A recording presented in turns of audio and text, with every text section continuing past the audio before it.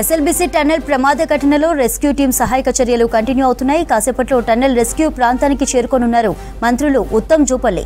అయితే టైం గడుస్తున్నా కార్మికుల భద్రతపై అనుమానాలు వ్యక్తమవుతున్నాయి. గత శనివారం టన్నెల్లో ప్రమాదం జరిగినప్పటి నుంచి నాన్ స్టాప్ గా అధికారులు రెస్క్యూ టీం సహాయక చర్యలు కొనసాగుతున్నాయి. ప్రమాదం జరిగిన ప్రాంతంలో వివిధ శాఖల సిబ్బంది రెస్క్యూ చేస్తున్నారు. కార్మికుల ఆనవాళ్లను జీపీఆర్ స్కాన్లతో గుర్తించినట్టుగా తెలుస్తోంది. గల్లంతైన వారి ఆచూకీ కోసం వారం రోజులుగా రెస్క్యూ టీంలు కష్టపడుతున్నాయి. నిన్న ఎన్జీఆర్ఐ టీమ్స్ కీలక సమాచారాన్ని సేకరించింది. జీపీఆర్ థర్మల్ స్కానర్లతో 13.9 కిలోమీటర్ పాయింట్ దగ్గర బురదలో స్కాన్ చేస్తుండగా ఆ ప్రాంతంలో మనుషుల శరీర ఆనవాళ్లున్నట్లు గుర్తించినట్టు సమాచారం. 8 చోట్ల సెన్సార్లు గుర్తించిన పాయింట్ల దగ్గర మార్కింగ్ చేశారు. సహాయక చర్యల పరిస్థితిని ఎప్పటికప్పుడు ఆరా తీస్తున్నారు సీఎం రేవంత్. మంత్రులు జూపల్లి, ఉత్తమ్ పరిస్థితిని పర్యవేక్షిస్తున్నారు. సాధ్యమైనంత త్వరగా రెస్క్యూ ఆపరేషన్ ను కంప్లీట్ చేస్తామని చెబుతున్నారు మినిస్టర్స్. అయితే రోజులు గడిచే కొద్దీ కార్మికుల బంధువుల్లో ఆందోళన పెరిగిపోతుంది. ఎస్ఎల్బీసీ టన్నెల్ ప్రమాద ఘటనలో రెస్క్యూ టీం సహాయక చర్యలు కంటిన్యూ అవుతున్నాయి. కాసేపట్లో టన్నెల్ రెస్క్యూ ప్రాంతానికి చేరుకోనున్నారు మంత్రులు ఉత్తమ్ జూపల్లి. అయితే టైం గడుస్తున్నా కార్మికుల భద్రతపై అనుమానాలు వ్యక్తమవుతున్నాయి.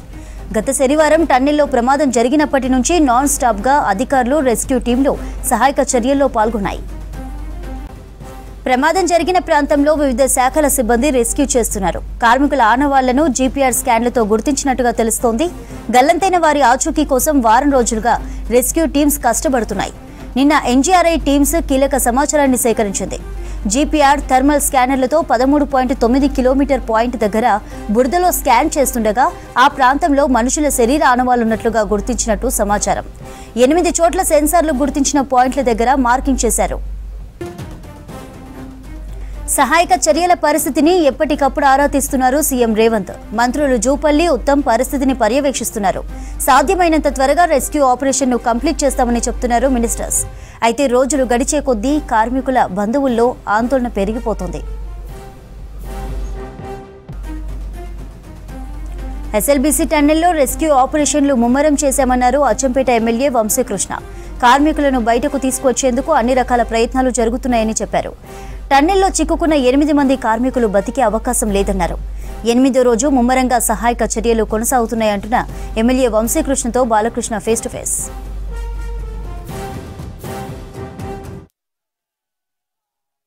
ఎస్ఎల్బీసీ టన్నెల్ వద్ద సహాయక చర్యలు 8వ రోజు చేరుకున్నాయి. ఇప్పటివరకు మార్కింగ్ చేసినటువంటి రాడార్ ఇమేజెస్ కోసం దాని ద్వారా పాయింటింగ్ చేసినటువంటి ఏరియాలో కటింగ్ ప్రక్రియ కొనసాగుతుంది. ప్రస్తుతం మనతో పాటు అచ్చంపేట ఎమ్మెల్యే వంశీకృష్ణ గారు ఉన్నారు. వారితో మాట్లాడదాం. సహాయక చర్యలు ఏ విధంగా జరుగుతున్నాయి, పాయింట్అవుట్ చేసిన ఏరియాలో ఎట్లాంటి ప్రయత్నాలు జరుగుతున్నాయి? వాస్తవంగా ఒక 3-4 డేస్ నుంచి చాలా విగరస్గా సీరియస్గా ఆ టన్నెల్లో ఆల్ ఎక్స్పర్ట్స్, దానికి మించి ఎక్కువ సింగరేణి కానీ, ఎన్డీఆర్ఎఫ్ కానీ, ఎస్డీఆర్ఎఫ్, ఆర్మీ అందరు కొలాబరేషన్తో పనిచేస్తూ ఉన్నారు.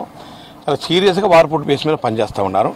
మరి మొన్న సాయంత్రానికి ఈ రాడార్ తోటి అక్కడక్కడ బాడీస్ ఉన్నామని గుర్తించినాం అన్నమాట వాళ్ళు చెప్తా ఉన్నారు. నిన్న నైట్ నుంచి అయితే చాలా సీరియస్గా పనిచేస్తున్నారు.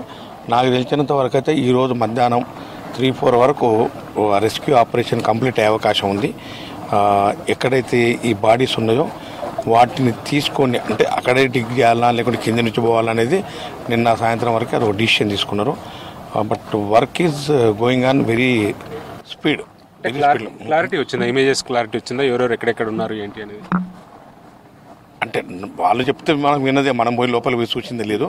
కాకపోతే ఏంటంటే వాస్తవంగా అక్కడ చిక్కుకున్నది ఎవరు అంటే ఆ టీవీఎం కింద పనిచేసే వాళ్ళు ఒక 6 మంది, ఒక 2 ఆపరేటర్స్. ఆ 2 ఆపరేటర్స్ ఏమో అక్కడే ఉన్నట్టుంది లోపల నుంచి. ఆ కింద ఉన్న వాళ్ళు అక్కడే ఉంటారు జనరల్గా. మరి మాకున్న మెసేజ్ ఏంటంటే ఒక దగ్గర 4, ఒక దగ్గర 2, ఒక దగ్గర 2 అని చెప్తా ఉన్నారు. దట్ ఈస్ రాడార్స్ ఇమేజ్ అది. సో అక్కడే ప్లాన్ చేస్తారు, తీస్తూ ఉన్నారు. బట్ సీరియస్గానే ఫాస్ట్గా తీస్తూ ఉన్నారు. కాబట్టి ఈరోజు సాయంత్రం కల్లా మోస్ట్ ప్రాబబ్లీ రెస్క్యూ ఆపరేషన్ కూడా కంప్లీట్ అయ్యే అవకాశం ఉంది. బట్ ఎట్ ఎనీ కాస్ట్ ఒక దశలో అసలు ఇది సాధ్యం అవుతుందా కాదా అనుకున్నటువంటి దశ నుంచి ఇవాళ ఐడెంటిఫై చేసి వాటిని బయటికి తీసుకురావడానికి కోసం వాళ్ళ శాయశక్తుల ఏదైతే రెస్క్యూ టీం ఉంది వాటికి సంబంధించిన ఎక్స్పర్ట్స్ కూడా ఒక కొలాబరేషన్ తోటి మరి స్పీడ్గా పనిచేస్తూ ఉన్నారు. ఇది టుడే ఐ థింక్ ఇది 8th డే, 8వ రోజు. మరి 8 రోజులు ఇంత సీరియస్గా పనిచేస్తే ఫస్ట్ 2 to 3 డేస్లో ఒక దశలో సాధ్యం కాదేమో అనిపించింది. ఇలా సాధ్యమైన తెలుస్తుంది. కొన్ని గంటల్లో 100% ఎక్కడైతే బాడీస్ ఉన్నాయో బయటకు వచ్చే అవకాశం ఉంది. ముఖ్యంగా బాధిత కుటుంబాలు ఎవరైతే ఉన్నారో జార్ఖండ్ నుంచి 4 ఫ్యామిలీస్, అట్లాగే పంజాబ్ నుంచి వచ్చిన వాళ్ళు కూడా ఉన్నారు చాలామంది. సో ఆ బాధిత కుటుంబాల నుంచి ఎట్లాంటి స్ట్రెస్ మీ మీద ఉంది, వాళ్ళకి మీరు ఎట్లాంటి సమాధానం చెప్తున్నారు? వాస్తవంగా నిజంగా చెప్పాలంటే పాపం వాళ్ళు ఎక్కడ వేల కిలోమీటర్ల దూరం నుంచి ఈ టన్నల్లో పనిచేయడానికి వచ్చారు. చాలా కాలం నుంచి పనిచేస్తూ ఉన్నారు. నిజంగా మాకే చాలా బాధ అనిపిస్తుంది. ఎందుకంటే పాపం అంత దూరం నుంచి వచ్చి వాళ్ళు అనుకోకుండా ఈ యాక్సిడెంట్లో అంటే ఈ కొలాప్స్ కావటం, వాళ్ళ లోపలనే ఉండిపోవటం అత్యంత బాధాకర విషయం. మరి వాళ్ళ వాళ్ళ సభ్యులను చూసినప్పుడు చాలా బాధ అనిపిస్తుంది. అందుకే అనుకోకుండా సడన్గా జరిగిన ఇన్సిడెంట్ కాబట్టి నిజంగా మా ముఖ్యమంత్రి గారు కానీ మా మంత్రులు కానీ బట్ ఆ కుటుంబాలను కూడా ఏదో రకంగా ఆదుకోవాలి, అన్నిటికి మించి వాళ్ళని ఓదార్పు చేయడం జరిగింది. మరి ఉత్తమ్ కుమార్ రెడ్డి గారు, అదేవిధంగా పెద్దలు జూపల్లి కృష్ణారావు గారు వాళ్ళ కుటుంబ సభ్యులతో మాట్లాడడం జరిగింది. మేమందరం కూడా మాట్లాడాం. మరి ఈ సందర్భంగా చెప్పేది ఏంటంటే వాళ్ళ కుటుంబ సభ్యులు కూడా ఇక్కడే ఉన్నారు. వాళ్ళకి ఇమ్మీడియట్గా ఆ రెస్క్యూ ఆపరేషన్ అయిపోగానే ఏవైతే బాడీస్ ఉన్నాయో ఫార్మాలిటీస్ అన్నీ కూడా పూర్తి చేసి వెంటనే పంపించడం జరుగుతుంది. ఇటు కంపెనీ తరఫున అటు ప్రభుత్వ తరఫున తప్పకుండా వాళ్ళకి అన్ని రకాల సహాయ సహకారాలు ఉంటాయి. ఫైనల్గా ఫార్మాలిటీస్ టన్నెల్లో ఫోరెన్సిక్ టీమ్ కానీ మెడికల్ టీమ్ కానీ దీంతోపాటు అంబులెన్స్లు, పార్థివ దేహాలకు సంబంధించినటువంటి ఎక్విప్మెంట్ అంతా అంటే వెహికల్స్ అవన్నీ అరేంజ్ చేస్తున్నట్టుగా ఒక సిమ్టమ్స్ అయితే కనిపిస్తున్నాయి మనకు లొకేషన్స్లో. సో అది ఎంతవరకు మనము ధృవీకరించవచ్చు? అంటే ఇంతకుముందు మేము చెప్పాం కదా, ఐడెంటిఫై కొంత రాడార్ ఎఫెక్ట్స్ ఇమేజెస్ ఉన్నాయి.